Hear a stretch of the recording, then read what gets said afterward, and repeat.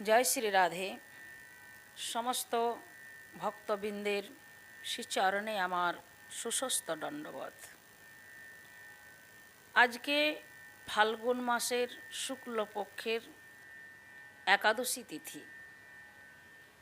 এই একাদশীর নাম হলো আমলকি একাদশী। তো আসুন আমরা সকলে মিলে এই আমলকি একাদশীর মাহাত্ম্য কথা শ্রবণ করব এবং ভক্তি সহকারে পালন করব। একদিন মহারাজ যুধিষ্ঠির বললেন, হে কৃষ্ণ, মহাফলদাতা বিজয়া একাদশীর কথা শুনলাম।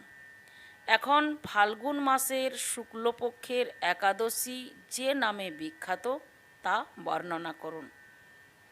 তখন ভগবান শ্রীকৃষ্ণ বললেন, হে মহাভাগ যুধিষ্ঠির, মানধাতার প্রশ্নের উত্তরে মহাত্মা বশিষ্ঠ এই একাদশীর মহিমা কীর্তন করেছিলেন।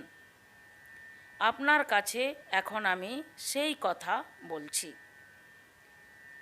এই একাদশীর নাম হল আমলকি একাদশী। বিষ্ণু লোক প্রদানকারী রূপে এই একাদশী বিশেষভাবে পালিত হয়। একাদশীর দিন আমলকি বৃক্ষের তলে রাত্রি জাগরণ করলে সহস্র গাভীদানের ফল লাভ হয়। হে পাণ্ডুনন্দন, পূর্বে ব্রহ্মার রাত্রিতে দৈনন্দিন প্রলয় উপস্থিত হলে স্থাবর জঙ্গম সহ দেবতা, অসুর ও রাক্ষস সব কিছুর বিনাশ হয়। তখন ভগবান সেই কারণ সমুদ্রে অবস্থান করেন। তার মুখ পদ্ম থেকে চন্দ্রবর্ণের এক বিন্দু জল ভূমিতে পড়ে। সেই জলবিন্দু থেকে একটি বিশাল আমলকি বৃক্ষ উৎপন্ন হয়।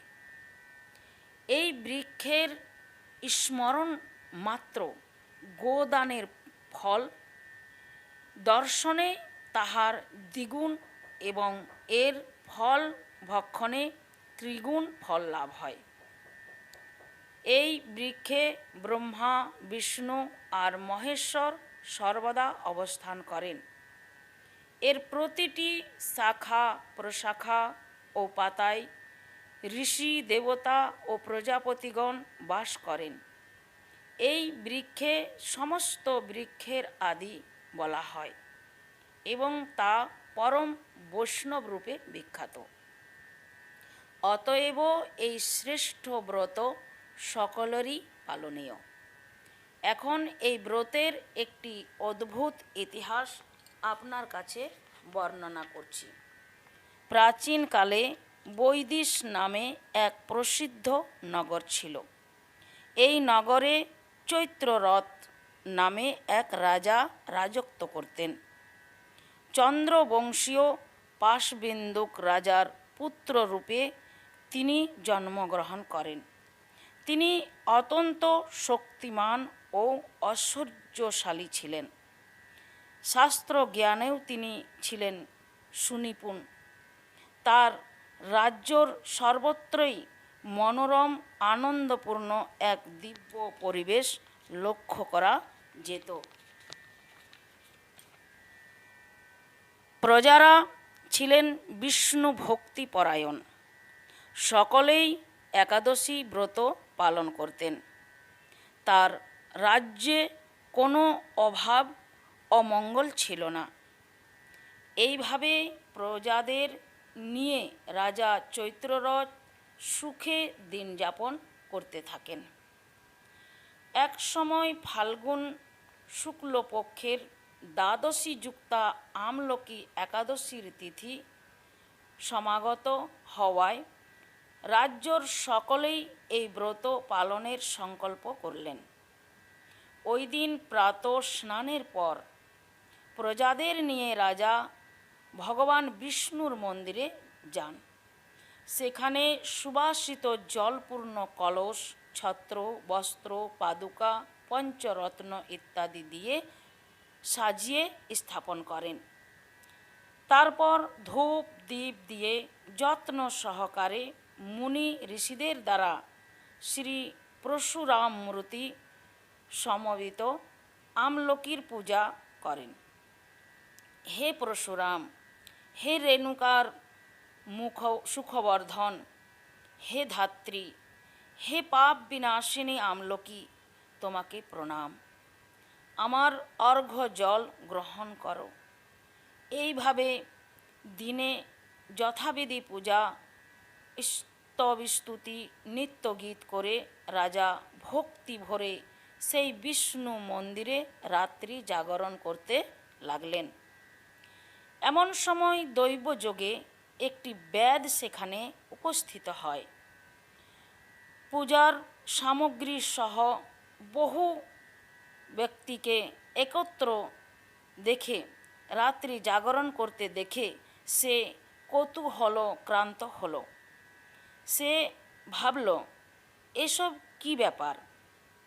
বিষ্ণু মন্দিরে প্রবেশ করে সে বসে পড়ল। সকলের কলসের উপরে উপস্থিত বিষ্ণুর মূর্তি দর্শন করল। ভগবান বিষ্ণু এবং একাদশীর মাহাত্ম্য সে মনোযোগ দিয়ে শুনল। সারাদিন ওই ব্যাধ কিছুই আহার করেনি। এইভাবে ক্ষুধায় কাতর হয়ে সেখানে সে রাত্রি জাগরণ করল। পরদিন প্রজাসহ রাজা নগরের দিকে যাত্রা করলেন। সেই ব্যাধও তার গৃহে ফিরে গেল। এরপর এক সময় ব্যাধের মৃত্যু হল। একাদশীতে রাত্রি জাগরণ ব্রত প্রভাবে সেই ব্যাধ পরবর্তী জন্মে এক রাজার অধীশ্বর রূপে নিযুক্ত হল। জয়ন্তী নামে এক নগরী ছিল। সেখানে বিদুর্থ নামে এক রাজা বাস করতেন। ওই ব্যাধ বিদুরথ রাজার মহাবলী পুত্ররূপে জন্মগ্রহণ করেন। তার নাম হয় বসুরথ। 1,00,000 গ্রামের অধিপতা তিনি লাভ করলেন। তিনি ছিলেন সূর্যের মতো তেজস্বী, চন্দ্রের মতো ক্রান্তিমান ও পৃথিবীর মতো ক্ষমাশীল। বিভিন্ন সদ্গুণে ভূষিত বসুরথ পরম বিষ্ণু ভক্তিপরায়ণ হন। এই মহাদাতা রাজ্য একবার শিকার করতে গিয়ে পথ ভুলে যান। গভীর জঙ্গলের মধ্যে ক্ষুধায় পীড়িত হয়ে তিনি ক্লান্তিবশত শুয়ে পড়লেন।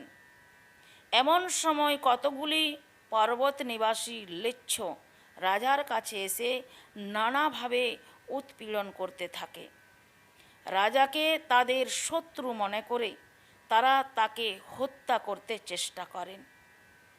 পূর্বে এই রাজা আমাদের পিতামাতা পুত্র পৌত্র সবাইকে মেরে ফেলেছে, আমাদের গৃহ ছাড়া করেছে, এরকম বলতে বলতে লেচ্ছরা রাজাকে হত্যা করতে উদ্যত হয়।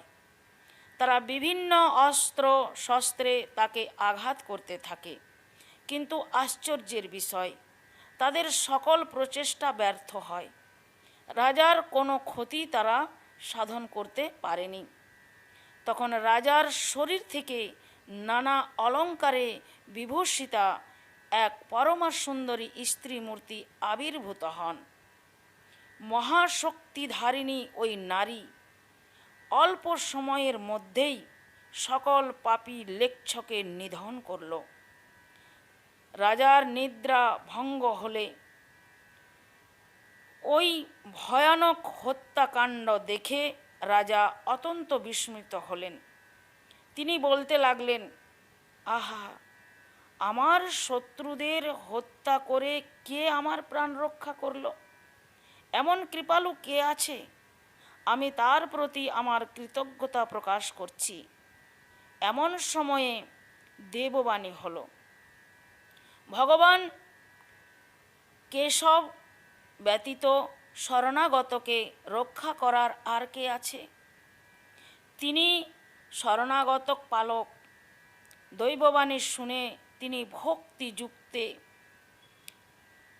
ভক্তি চিত্তে গৃহে ফিরে এলেন। তারপর প্রজাসহ মহাসুখে ইন্দ্রের মতো নিষ্কৃষ্ট রাজ্য ভোগ করতে লাগলেন। বশিষ্ঠ বললেন, হে রাজন, এই মানুষ এই পরম উত্তম আমলকি একাদশী ব্রত পালন করেন, তিনি নিঃসন্দেহে বিষ্ণুলোক প্রাপ্ত হন। এই হলো আমলকি একাদশীর মাহাত্ম্য কথা।